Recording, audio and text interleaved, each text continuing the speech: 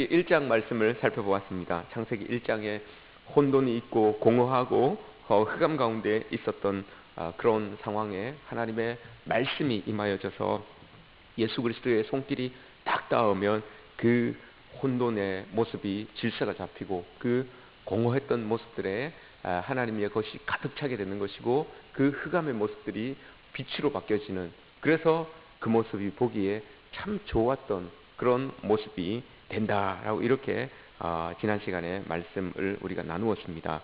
그렇게 하나님께서 보시기에 참 좋았던 모습으로 시작되는 그 날이 우리 그리스도인들에게 있어서 첫째 날이다라고 이렇게 말씀을 드렸습니다. 오늘 그러면 그 첫째 날을 시작한 그리스도인들이 시험을 이겨나가는 그런 과정, 방법이 어떤 모습인지, 어떤 방법인지 오늘 말씀에서 우리가 찾아보아야 됩니다. 새로이 나지 않은, 그리스도 안에서 첫째 날을 맞지 않은 사람은 시험이 와도 어떻게 이겨낼지 못 이겨낼지 모르지만, 그리스도인들 특별히 하나님 안에서 첫 번째 날, 하나님 보시기에 좋은 모습으로 첫 번째 날을 맞이한 사람들은 분명히 하나님의 백성으로 이 땅을 살아갈 때 이 시험을 이겨내야 하는 그런 거룩한 사명 아닌 사명을 가지고 있습니다. 여러분, 시험이 닥쳐지면 그 시험을 이기고 싶은 마음이 있으시죠? 모두 다 그렇습니다. 저도 시험이 닥쳐오면 이기고 싶은 마음이 있습니다. 과연 어떻게 우리가 이 시험을 이겨야 되는지, 시험 때문에 망하기도 하고 시험 때문에 여러분 성공하기도 합니다. 세상의 모습도 그래요. 시험을 잘 치르면 그 자리보다 더 높은 자리, 더 성공하는 자리로 올라갈 수 있을 것이고, 그 시험에서 낙방하게 되면 자꾸 떨어지게 되는 그런 일들이 우리에게 일어나죠. 세상의 일도 그렇습니다. 영적인 일도, 그리스도인들의 삶도 마찬가지입니다. 오늘 말씀해 보시면 예수님께서 광야에서 이 마귀에게 시험을 받는 그런 내용입니다. 너무너무 우리가 잘 알고 있는 내용입니다. 근데 광야를 이 사전에서 이렇게 찾아보면 사람이 거하지 못하는 땅, 독수리가 기거하는 땅, 물이 없는 땅, 이렇게 많은 곳으로 나와요. 근데 성경에서 광야를 이야기할 때 제일 명확하게 이야기해 주는 곳이 예레미야서입니다. 예레미야서에서는 광야를 뭐라고 이야기하는가 하면 황폐한 곳이라고 이렇게 이야기해요. 즉 사람이 거하지 못하는 땅이라고 이렇게 예레미야 선지자는 이야기를 하고 있습니다. 광야는 황폐한 곳입니다. 이 황폐한 곳은 사람 살 곳이 안 돼요. 삶을 영위할 수 있는 곳이 안 됩니다. 그래서 한마디로 말하면 사람 살만 나지 않는 곳, 그게 광야예요. 사람 살만 나지 않는 곳. 광야에 들어가면 여러분 시험 당하면 살만 납니까? 여러분 막 어려운 일들이 우리에게 닥쳐지고 힘든 상황들이 우리에게 닥쳐지면 살만 난다라고 막 박수치고 그렇게 사십니까? 안 나요. 시험이 들면 여러분 천하 없어도 살만 나지 않아요. 그곳이 광야, 황폐한 곳이다 라고 이렇게 이야기를 합니다. 근데 예수님께서 그 살만 나지 않는 그곳에 왜 들어가셨습니까? 그 광야에서 왜 시험을 받으셨습니까? 살만 나지 않는 그곳에 왜 예수님이 들어가셨습니까? 그거 알면 여러분 우리에게 주어지는 그 인생의 문제들 속에서 좌절하지 않고 그래도 기뻐하면서 행복해하면서 감사할 수 있는 거예요. 왜 들어갔습니까, 여러분? 오늘 1절에서 이야기를 하고 있어요. 1절 말씀에서 성령에게 이끌려 가신 겁니다. 성령에게 이끌려서 들어가신 거예요. 이 답부터 해결되면 우리 이 광야 같은 인생을 여러분 우리가 감사하면서 살아갈 수가 있는 거죠. 우리 삶에 광야가 많습니다. 시험거리들이 많습니다. 경제적으로 오는 시험들, 사람들의 관계 속에서 오는 시험들, 육체적으로 오는 시험들, 이런 많은 시험들 많이 있습니다. 근데 이런 것들을 여러분 우리가 닥칠 때 정말 우리 살마다 안 납니다. 열심히 하나님 말씀 붙들고 살아가려고 하는데 이런 이 광야로 우리가 쑥쑥 빠져들게 되면 정말 살맛 안 나고 신앙생활 하고 싶지 않은 그런 모습들이 우리에게 많이 있어요. 그런데 이래저래 우리 삶의 자리에 이런 광야의 이 자리들이 있을 때 오늘 말씀을 기억하십시오. 마가복음 1장에 똑같은 본문인데 마가복음 1장에 그렇게 이야기를 합니다. 성령께서 예수님을 광야로 몰아넣으셨다 그러셨어요. 성령께서. 여러분, 우리에게 시험이 닥치는 것은 마귀가 여러분 우리를 막 물고 뜯어서 쓰러지고 넘어지게 하려고, 쫄딱 망하게 하려고 그렇게 우리에게 시험이 오는 게 아니에요. 우리 육신이 아프고 경제적으로 힘들고 관계 속에서 어려움이 있는 거, 여러분 마귀가 우리를 시험해서 넘어뜨리려고 하는 게 아닙니다. 그건 두 번째예요. 그건 두 번째. 첫 번째 이유는 그겁니다. 우리가 그런 상황 속에 처해 있을지라도 그 상황은 오늘 말씀에 깃대어 본다면 하나님께서, 성령께서 우리를 그곳에 집어넣으심으로 인하여서 한 번 더 일어나서, 그 자리에서 여러분 한 번 더 일어나서 주께서 계획하시고 뜻하신 그 복들, 그 은혜들을 받아 누리기 원하시는 모습 속에서 그 삶의 자리, 광야와 같은 삶의 자리를 허락하셨다는 겁니다. 이걸 여러분 우리가 믿음으로 받아들이시기를 바랍니다. 이 믿음이 있으면 어떤 광야 속에 있어도 여러분 일어날 수 있는 힘이 있습니다. 이 믿음이 있어야지만 말씀이라는 것이 우리에게 떨어져서 그 말씀에 힘을 얻어서 살 수가 있는 겁니다. 이 믿음이 없으면 아무리 말씀이 떨어져도 왜 나는 이런 상황이 처해져 있나, 이거 원망과 불평밖에 나오지 않아요. 근데 오늘 예수님께서 우리에게 특별히 말씀해 주시는 것은 성령께서 우리를 광야 속으로 몰아넣으신 거예요. 왜? 그 광야 속에서 하나님께서 주실 복이 있고 한 번 더 그 자리에서 일어나서 하나님의 은혜 속에서 하나님의 백성으로 살아갈 것을 원하시기에 이렇게 우리에게 광야의 자리를 한 번 더 원하시는 겁니다. 나를 끝장내려고, 마귀가 여러분 나를 끝장내려고 우리를 시험의 자리에 집어넣는 게 아닙니다. 성령이 우리를 이끌어 주셔서 나를 통하여서 다시 한번 하나님의 백성으로서 여러분 우뚝 서서 주께서 허락하신 그 축복들을 받아 누리시기를 원하는 마음이 있으셔서 여러분 우리의 삶의 자리를 그렇게 하나님께서 광야 같은 삶의 자리도 우리에게 허락하신다는 것을 우리가 믿으시기를 바랍니다. 마태복음 14장에 보시면 이 오병이어 기적이 나옵니다. 베세다 광야에서, 들녘에서, 들판에서 예수님께서 오병이어 사건을 일으켜서 많은 사람들, 5,000명이라고 하는데 주석하면 한 2만 정도 되겠죠. 그 사람들을 예수님께서 다 먹이십니다. 그리고 난 다음에 제자들을 재촉하여서, 제자들을 따로 떼어서 재촉하여서 건너편으로 빨리 가라라고 이렇게 배태워서 보냅니다. 그리고 예수님은 기도하시러 산에 올라가시죠. 근데 여러분 제자들이 예수님께서 재촉하여서 보내셨어요. 건너편으로 가라고. 그리고 배 타고 보내셨어요. 제자들을 예수님이 보내신 거예요. 배에 올려 앉혀놓고 저 건너편으로 가라고 예수님이 재촉하여서 보냈어요. 빨리 저쪽으로 가서 너희들 사역 감당해라 라고 이렇게 보내신 거예요. 그리고 예수님은 기도하러 올라가셨습니다. 여러분 제자들이 배를 타고 갑니다. 배를 타고 갈릴리 호수를 이 배를 타고 노저어서 이렇게 갔는데, 마태복음 14장에 그 내용이 있고 마가복음 6장에 있고 요한복음 6장에 똑같은 내용이 있어요. 근데 조금 달라요, 내용들이. 그걸 다 같이 보시면 재미있어요. 이들이 배를 타고 막 가는데 바람이 거스림으로 노를 젓는데, 여러분 힘써서 노를 젓는다 그래요.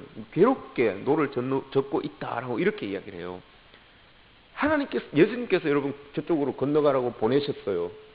예수님께서 가라고, 그 배를 타고 가라고 예수님께서 보내셨는데 가다 보니까 파도가 일어난 거예요. 요한복음에서는 보면 이 파도가 얼마나 컸던지, 여러분 큰 파도가 일어나서 큰 바람이 일어나서 물결이 인다고 해요.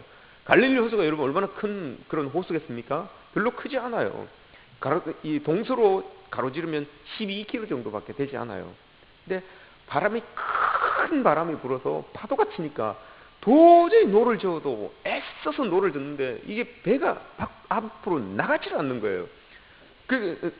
보면 말씀에 보면 읽다 보면 마태복음 14장에 그 말씀을 읽다 보면 사자라고 이렇게 주석이 쓰여 있어요. 사자. 그걸 제일 이 성경책 밑에 보면 사라고 쓰여 있는 그 주석을 달아놨는데 그게 뭐라고 적혀놨는가 하면 바다 한가운데 이렇게 되어 있어요. 배를 아무리 젓고 저었는데도 바람이 불고 풍랑이 이니까 안 나가는 거예요. 간다고 갔는데 바다 한가운데까지밖에 못 간 거예요. 그 밤 사경이라고 해요. 밤 사경. 그러면 12km밖에 되지 않는데 바다 한가운데면 여러분 몇 킬로입니까? 동서로 가로지르면 12km인데 한가운데 있으면 몇 킬로입니까? 6km예요. 언제부터 갔습니까, 여러분? 저녁 먹고, 저녁 때 이 오병이어 이 사건이 일어났잖아요. 그러니까 저녁 먹고 나서 배를 저어서 가기 시작한 거예요. 배를 저어서 가기 시작했는데 아무리 저어도 이 호수 중앙까지밖에 못 온 거예요. 그 시간이 몇 시라고요? 밤 사경이에요. 밤 사경이 몇 시입니까? 새벽 4시입니다. 새벽 4시. 새벽 4시면 그럼 몇 시간 동안 저었습니까, 여러분? 7시, 8시부터 저었다고 해도 9시, 10시, 11시, 12시, 1시, 2시, 3시, 4시, 8시간 동안 배를 저은 거예요. 근데 여러분 몇 킬로 왔어요? 6킬로 왔어요. 나가지를 않는 거예요, 배가. 그것도 예수님께서 가라고 하셨잖아요. 예수님께서 너희들 먼저 저쪽으로 건너가라, 건너편으로 가라라고 이렇게 말씀하셨어요. 그 말씀에 순종하여서 제자들이 나아가서 배 타고 노를 젓기 시작하는데, 그럼 좀 그 12km밖에 되지도 않는데 그거 한 번에 쫙 갈지 못합니까? 근데 그곳에 파도가 일어납니다. 그곳에 여러분 바람이 불어와요. 바람이 거스름으로 노를 젓는데 애써서 노를 젓는다라고 이렇게 이야기를 하고 있어요. 여러분 이게 여러분 광야죠. 바다 한가운데가 우리에게 주어지는 광야의 모습입니다. 이런 상황 속에 여러분 우리가 이렇게 처하게 됩니다. 그런데 이 말씀 속에서 우리가 이 힘을 얻어야 되는 건 그거예요. 하나님 보내신 일도 여러분 예수 그리스도께서 보내신 일 가운데도 시험은 옵니다. 바람이 거슬러 와요, 여러분. 바람이 거슬러 오는 건 당연한데 더 중요한 게 그거예요. 바람이 거슬러 오지만 그 바람이 거슬러 온다고 해서 노를 안 저으면 안 된다는 겁니다. 시험이 온다고 해서 그 노를 탁 놓고 있으면 바람 부는 대로 그냥 이 배는 뒤로 휩쓸려 갈 수밖에 없는 거예요. 그리스도인들에게 시험이 분명히 옵니다, 여러분. 시험이 와도 광야 같은 인생이 옵니다. 그 인생이 와도 우리가 해야 될 것은 예수님께서 우리를 보내셨기 때문에 노를 저어야 되는 거예요. 앞으로 계속 갈 수 있도록 노를 저어야 되는 거예요. 노 젓는 모습이 힘든다고 했어요. 애쓰는 모습이 있다고 했어요. 그래도 여러분 노를 저어야 됩니다. 노를 저어야지만 못 나갈지라도 그 자리에서 여러분 맴돌지라도 노를 젓고 있어야 돼요. 그렇지 않으면 그 노를 탁 나와버리면 바람에 휩쓸려서 다 시험에 넘어질 수밖에 없다는 것을 우리가 기억해야 됩니다. 그래서 제자들은 그 노를 젓는 거예요. 노를 젓다 보니까 저 앞에 뭔가 희뿌연 게 이렇게 나타나죠. 아니 지금 이 제자들의 마음이 지금 막 파도가 일고 배도 안 가고 해서 막 지금 엉망인데 마음이 막 태산 같은데, 걱정이 태산 같은데 뭐가 또 앞에 허연 게 이렇게 툭 나타나니까 그 태산 같은 마음에 여러분 진짜 자라보고 놀란 것은 소뚜껑 보고도 놀란다고, 마음이 너무 무겁고 걱정이 있으니까 앞에 허연 게 툭 나타나니까 그게 예수님으로 안 보이고 유령처럼 보인 거예요. 그 깜짝 놀라죠. 깜짝 놀랐는데 예수님께서 탁 나타나셔서 뭐라고 그러십니까? 노를 막 젓고 있는 그들에게 예수님께서 희뿌게 툭 나타나서 내니 뭐라고 합니까? 뒤에 두려워하지 말아라. 나다. 두려워하지 말아라. 라고 이렇게 탁 말씀하세요. 그랬더니 여러분 어떻게 됩니까? 바다가 잠잠해집니다. 두려움이 탁 그쳐집니다. 그리고 더 우리에게 감동을 주신 말씀, 그들이 곧 가고자 하는 건너편에 다다랐더라. 이렇게 딱 말씀이 끝나요. 예수님을 딱 만나니까 힘들어 노를 젓고 있는 그 상황에서 예수님을 딱 만나니까 그 마음에 평안이 임하고 그 힘들게 했던 파도도 잔잔해지고 그와 동시에 그들이 원하였던, 그들이 가고자 했던 건너편에 이르렀더라 라는 말씀이 바로 딱 연결되어서 딱 나오잖아요. 노를 계속해서 여러분 젓고 있어야지만 이런 은혜가 우리에게 오는 겁니다. 시험이 있어도 말씀 붙들고 노를 저어야 되는 이유가 바로 여기에 있습니다, 여러분. 그 말씀이 우리에게 힘을 주기 때문에 그 말씀에서 힘을 얻어서 우리가 노를 젓는 것이고, 그렇게 노를 젓다 보면 예수님을 만나게 되는 것이고, 그 말씀으로 인하, 그 예수님으로 인하여서 풍랑이 잔잔해지고 결국은 예수님께서 가라고 명령하셨던 그 건너편에 도달할 수 있는 은혜가 우리에게 주어지는 것입니다. 이런 은혜가 있으시기를 주님의 이름으로 축복합니다. 사무엘하 16장에 보시면 이제 사울의 때가 끝납니다. 사울의 때가 끝나고 다윗이 이스라엘 다스리는 이 왕으로 자리를 이렇게 어느 정도 잡았어요. 안정적으로 이렇게 잡았는데, 근데 좋은 일이 있으면 나쁜 일이 있다고 자리를 딱 잡으려고 하는데 아들 압살롬이란 아들이 있었어요. 아들이 아버지 자리가 탐나는 거예요. 아버지가 딱 앉아있는 저 왕좌가 너무 탐나는 거예요. 그래서 아버지한테 자기들의 군사를 데리고 아버지를 무찌르러 갑니다. 그 왕자를 탈취하기 위하여서 무찌르러 갑니다. 근데 지금 다윗이 최고조에 이르렀을 때거든요. 그러니까 다윗과 압살롬이 탁 싸웠으면 다윗이 이깁니다. 100번 이깁니다. 그런데 다윗이 여러분 안 싸워요. 안 싸우고 압살롬이 쭉 들어오니까 안 싸워요. 안 싸우고는 그 자리를 이렇게 내줘요. 내주고는 자기는 머리를 풀어헤치고 얼굴을 가리고 죄인의 모습으로 신발을 들고 기드론 시내를 건너서 저기 감람산을 향하여서 엉엉 울면서 도망을 가요. 이게 여러분 이만한 광야가 어디에 있습니까?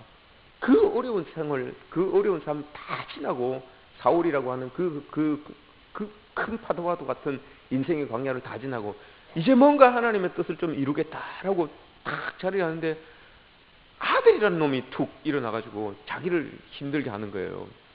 이거보다 여러분 광야가 더 큰 광야가 어디 있습니까, 여러분? 자식들이 여러분 속썩이면 어떤 것보다도 더 힘들죠. 자식들이 여러분 내 뜻대로 내 마음대로 안 되면 내 원하는 대로 안 되면 그거보다 힘든 게 없어요. 다윗이 싸우면 분명히 압살롬을 이길 수 있는데 안 싸워요. 안 싸우고 그냥 가요. 엉엉 울면서 갑니다. 그렇게 도망가요. 도망가는데 가다 보니까 이 하찮은 종이, 하찮은 신하가 다윗은 아래층에서 이렇게 걸어가고 있고 이 하찮은 종은 2층 같은 언덕에서 따라가면서 욕을 하는 거예요. 아이고 꼴 좋다, 꼴 좋다. 응? 네가 그럴 때부터 알아봤다. 꼴 좋다. 네가 왕이냐? 꼴 좋다. 그러면서 돌도 던지고 모래도 던지고 물도 퍼붓고 막 욕을 하면서 가는 거예요. 그러니까 다윗이 그냥 가만히 있습니다. 들었는지 못 들었는지 그냥 울면서 가요. 그랬더니 다윗을 따라가던 종이 있었어요. 군대 장관 종이 있었어요. 듣고는 도저히 못 참겠는 거예요. 그래서 왕에게 그렇게 이야기했죠. 왕이시여, 저 하찮은 것이 저 개만도 못한 게 왕을 욕하는데 저거 가만히 있겠습니까? 제가 가서 그냥 한 칼을 그냥 없애겠습니다. 이렇게 이야기해요. 다윗이 여러분 허락을 안 했어요. 가만히 둬라, 그냥 둬라. 아들이 아버지를 배반하는 이 세상에 누군들 왕을 욕하지 못하겠냐? 누군들 왕을 향하여 돌을 던지지 못하겠냐? 그냥 놔둬라. 이렇게 이야기해요. 그러면서 그 뒤에 더 큰 말을 합니다. 혹시 모르지 않냐? 하나님이 저 사람을 시켜서 나를 저주하라고 시켰으면 어떡하냐? 놔둬라. 이렇게 이야기를 해요. 그럼 인간으로서 이런 말은 성군이에요. 다윗이 정말 성군이에요. 막 화도 났을 텐데 그 화풀이 할 수도 있었을 텐데 안 그래요. 그리고 더 뒤에는 또 더 큰 말을 해요. 뭐라고 하냐면 내가 원통하면 하나님께서 다 갚으시겠지. 이렇게 말씀하세요. 그리고는 안 해요. 아무런 대적하지 않아요. 그냥 가만히 놔둡니다. 이보다 여러분 크게 바람이 거슬러 오는 그런 상황이 여러분 어디에 있겠습니까? 다윗이 여러분 자식이 이렇게 자기에게 그렇게 대적하는 그런 광야를 지금 맛보고 있어요. 만나고 있어요. 근데 다윗이 팍 참아냅니다. 왜냐? 하나님께서 여러분 다윗을 세울 때 주셨던 말씀을 믿고 가는 거예요. 하나님이 다윗을 기름 부어 세우셨을 때 주셨던 그 말씀, 그거 붙들고 가는 겁니다. 다른 게 없어요. 왕위도 있었고 다 있었는데 왜 여러분 다윗이 이렇게 가겠습니까? 다윗은 알고 있었던 거죠. 이길 끝에 주께서 나에게 축복하셨던 그 복이 있다. 그걸 믿고 간 거예요. 하나님의 약속이 분명히 이 끝에 있다라는 것을 믿고 다윗이 그렇게 간 겁니다. 광야의 시간이 여러분 한밤중이라도 해는 뜹니다. 동력은 밝아옵니다. 여러분 먹장구름이 여러분 걷혀 있다고 해서 그 뒤에 태양이 없어진 게 아니에요. 그거 지나고 나면 분명히 태양은 다시 우리를 향하여서 빛을 쏟아내기 시작합니다. 이걸 여러분 못 참아서 우리가 딱 놓으면 안 된다는 겁니다. 이렇게 이 다윗이 그럼 그렇게 나갑니다. 근데 이 말씀을 교회에 비춰본다면 교회가 여러분 큰 교회들, 한국 교회들이 싸우는 이유가 이 이유예요. 압살롬의 마음을 가지고 있는 성도들이냐 목회자냐, 다윗의 마음을 가지고 있는 성도들이냐 목회자냐, 이 차이예요. 여러분 싸워서 깨뜨려지는 그런 교회들은 압살롬의 마음을 가지고 있는 교회들이에요. 다른 건 필요 없어요. 왜 다윗이 여러분 안 싸우고 싶었겠습니까? 여러분 부자지간에 싸우면 거들나는 것은 백성입니다. 부자지간에 왕위를 가지고 부자지간에 여러분 싸우면 거들나는 것은 백성이에요. 그걸 여러분 다윗이 알았기 때문에 안 싸운 거예요. 싸우면 내가 분명히 이기는데 내가 이겨봤자 거들나고 아파하고 상처받는 건 다 백성이라는 걸 알았어요. 그래서 다윗이 안 싸우고 엉엉 울면서 간 거예요. 교회가, 대형 교회들이, 한국 교회들이 싸우고 찢고 뽑고 하는 이유는 압살롬 마음을 가지고 있는 사람들이 많기 때문에 그런 거예요. 백성들이 상처를 받든지 말든지, 성도들이 상처를 받든지 말든지, 그건 상관없어요. 나에게 보이는 저 왕좌, 저 자리가 목적이기 때문에 그 목적을 이루기 위해서 싸우는 거예요. 근데 다윗 같은 마음을 가지고 있는 교회는 그렇지 않아요. 다윗 같은 마음을 가지고 있는 성도들, 목회자가 있는 교회는 그렇지 않아요.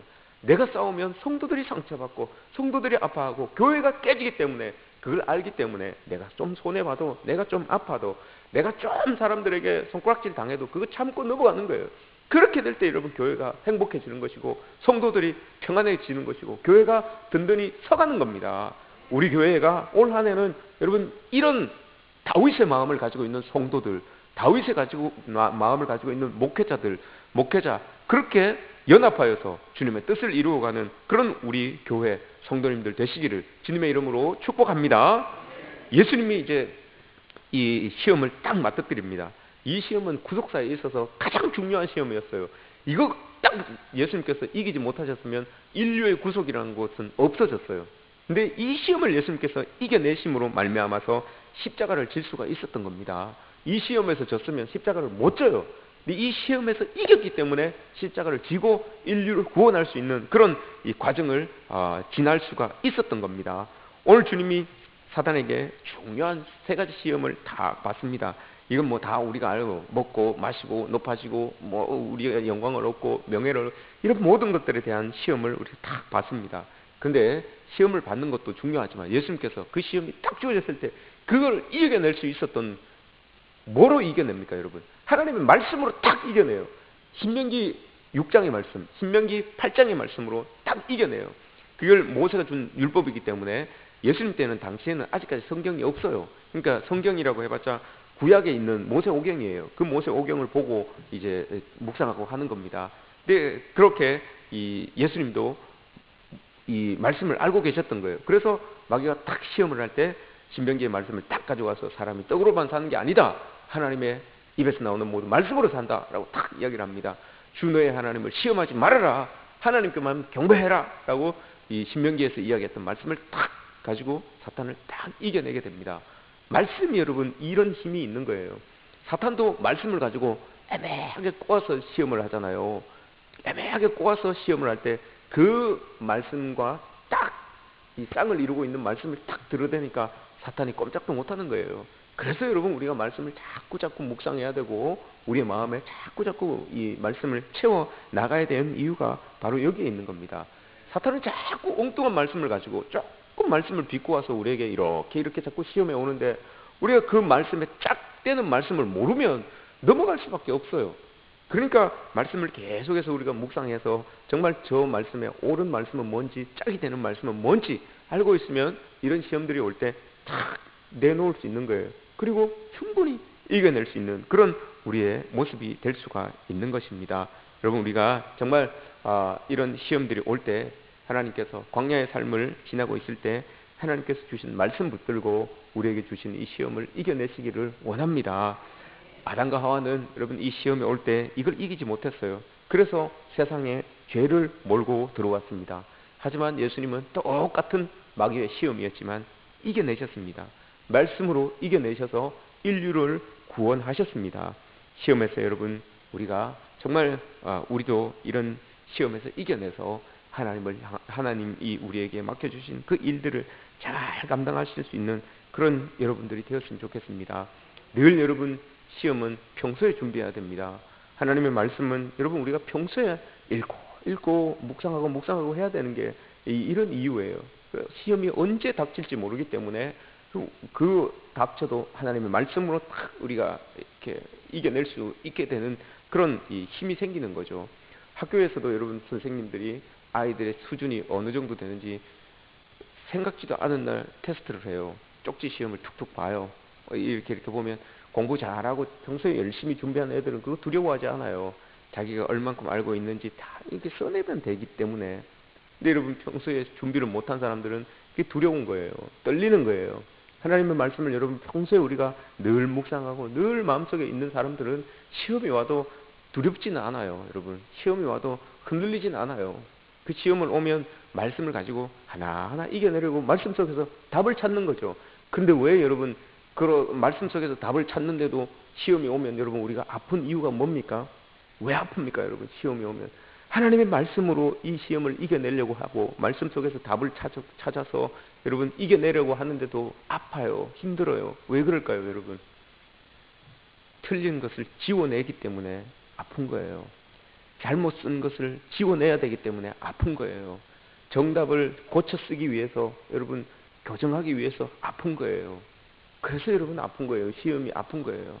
그 시험이 와도 하나님의 옳은 것으로 그 시험을 다 덮으려고 하면 그 어그러졌던 것들을 다 지워내야 되기 때문에 다시 맞춰야 되기 때문에 그게 아픈 거예요. 그래서 시험이 여러분 아픈 거예요. 그럼에도 불구하고 정답을 쓰기 위하여서는 그 아픔을 인내해내야 됩니다. 여러분 하나님의 말씀으로 덧입히시기 위해서는 그 아픔을 이겨내야 됩니다. 힘들어도 노를 여러분 끝까지 적으셔서 올 한 해는 예수님을 그 노 젓는 상황 속에서 만나시기 바랍니다. 그리고 예수님을 만나고 난 다음에 주어지는 말씀, 그들이 가고자 하는 건너편에 곧 도착하였더라 라고 하는 그 은혜가 여러분들의 삶 가운데 주어지기를 주님의 이름으로 축복합니다.